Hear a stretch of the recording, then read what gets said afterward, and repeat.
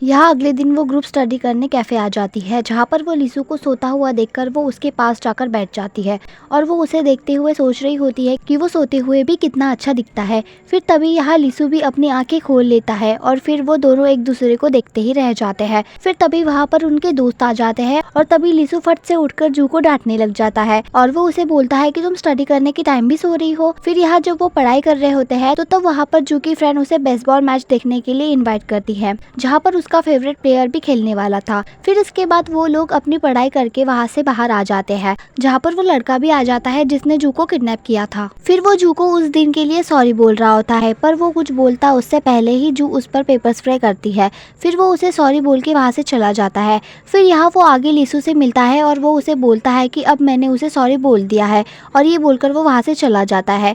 फिर यहाँ हमें पास्ट का सीन दिखाया जाता है, जहाँ पर लीसू एक पेपर का प्लेन बनाकर उसके मुंह पर मारता है और उस पेपर पर सॉरी बोलो ऐसे लिखा हुआ होता है। और तभी वहाँ पर बहुत सारे स्टूडेंट भी पेपर का प्लेन बनाकर उसके ऊपर फेंकते हैं और वो सब भी सॉरी बोलो ऐसे बोल रहे होते हैं। और यहाँ पर लीसू उस लड़के का हर जगह पीछा करता है और वो उसे सॉरी बोलने के लिए बोलता है, और इसी वजह से वो बहुत ज़्यादा थक गया था और इसीलिए वो उस कैफे में सो रहा था। यहाँ पर हम जू और उसकी फ्रेंड को साथ में देखते हैं, जहाँ पर वो ड्रिंक करने के लिए कॉलेज में पढ़ने का नाटक करती है। पर यहाँ शॉपकीपर उन्हें पहचान लेता है कि वो दोनों स्कूल में पढ़ती है और इसीलिए वो उन्हें वहाँ से जाने के लिए बोलता है। फिर यहाँ वो दोनों उन्हें सॉरी बोलते हैं। फिर यहाँ हम उन दोनों को साथ में डिनर करते हुए देखते हैं, जहाँ पर जो अपनी फ्रेंड से पूछती है कि ये तुम्हारे हाथ में निशान कैसा, तो इस पर उसकी फ्रेंड बोलती है कि वो गुस्से में आकर ऐसा करती है जब उसे मार्क्स कम आते हैं। और उसकी फ्रेंड ये भी बोलती है कि मैंने तुम्हें ये बात इसलिए बताई है क्योंकि मैं तुम्हें अपनी अच्छी दोस्त मानती हूँ। फिर यहाँ अगले दिन जू बुक पढ़ते हुए स्कूल में जा रही होती है,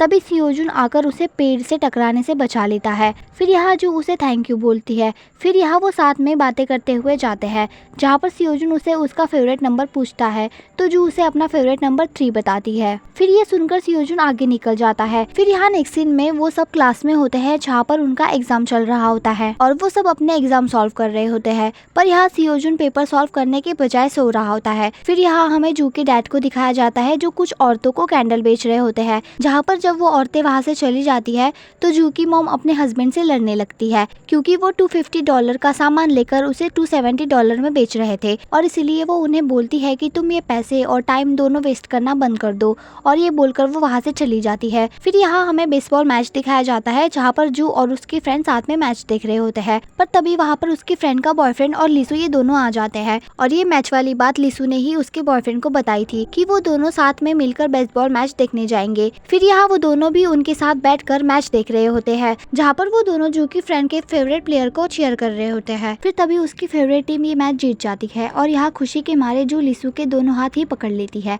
फिर तभी लीसू उसे धक्का दे देता है। फिर यहाँ जब वो वहाँ से बाहर आते हैं तो जू की फ्रेंड को वहाँ पर उसका फेवरेट प्लेयर दिखता है, जिसका नाम ह्यूजिन था, तो वो उसे आवाज़ देती है। और यहाँ जब ह्यूजिन जू को देखता है तो वो शॉक रह जाता है, क्योंकि उसने जू के जैसी सुंदर लड़की आज तक नहीं देखी। फिर यहाँ वो जू के पास जाकर उससे उसका नंबर भी मांगता है, और ये सब यहाँ पर लीसू भी देख रहा होता है। फिर यहाँ जू भी उसे अपना नंबर दे देती है और नंबर लेकर वो वहाँ से चला जाता है, और ये सब यहाँ पर लीसू भी देख रहा था और उसे ये सब देखकर जेलस फील भी हो रहा था। फिर यहाँ लीसू जू के पास जाकर वो उसे डांटने लगता है और वो बोलता है कि तुम्हें ऐसे किसी को भी अपना नंबर नहीं देना चाहिए, और ये बोलकर वो वहाँ से गुस्से में चला जाता है। यहाँ दूसरी तरफ हम मिस्टर हान को देखते हैं, जो जू की बहन के प्रपोजल को लेकर कंफ्यूज होते हैं। फिर यहाँ हमें जू का भाई दिखाया जाता है, जो गोउन को सिंगिंग प्रैक्टिस करते हुए सुन रहा होता है, और वो वहाँ अंदर जाकर उसके गाने की तारीफ कर रहा होता है, पर यहाँ गोउन उसे इग्नोर करके वहाँ से चली जाती है। फिर यहाँ हम लीसू को देखते हैं, जो बेसबॉल खेल रहा होता है और वो काफी गुस्से में भी था, जहाँ पर जू की फ्रेंड का बॉयफ्रेंड उसे ऐसे गुस्से में देखकर बोलता है कि मैं समझ गया हूँ कि तुम जू को लाइक करते हो, इसलिए यहाँ वो लीसू को टिप्स देता है और वो उससे बोलता है कि ह्यूजिन जू को प्रपोज करे उससे पहले तुम जाकर जू को अपने फीलिंग्स बता दो। नेक्स्ट पार्ट के लिए सब्सक्राइब करें।